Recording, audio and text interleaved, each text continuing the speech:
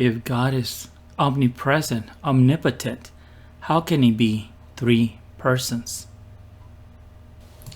According to most dictionaries and encyclopedias, the definition of person is the body of a human being, the personality of a human being, one that is recognized by law as the subject of rights and duties.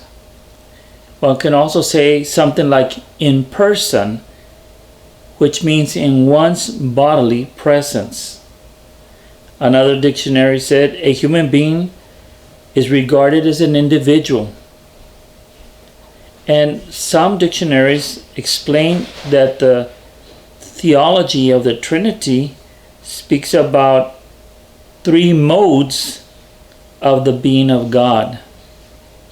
Three modes. They asked a certain priest about what it meant. Well, why persons? And he simply said, one can respond simply that God has revealed himself as three persons. You cannot put God in a box.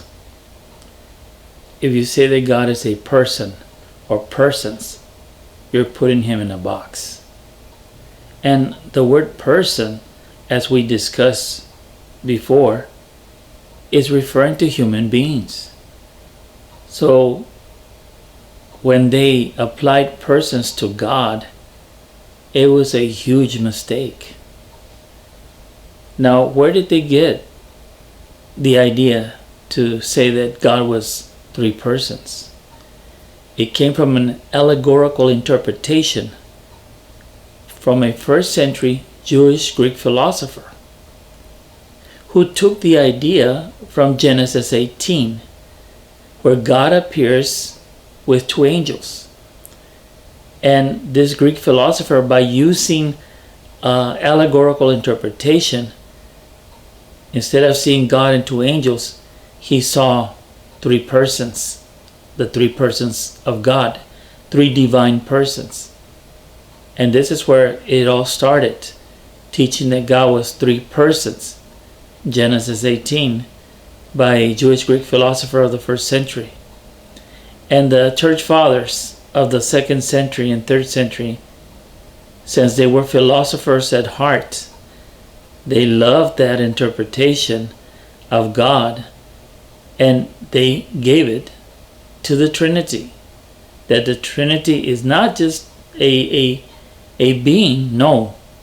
He is three persons. Three persons that constitute one being.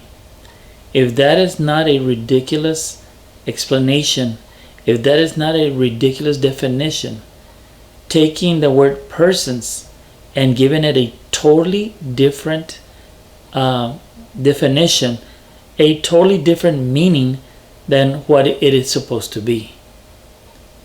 I am a human being, I am a person. But God is not a human being. So he's not a person or persons. He is a supreme being that can do all things. He's not limited by time or space. He's not limited by anything. Nothing is impossible with God. So just thinking today that I pray that many Christians will open their eyes and see how this allegorical interpretation has caused so much problems.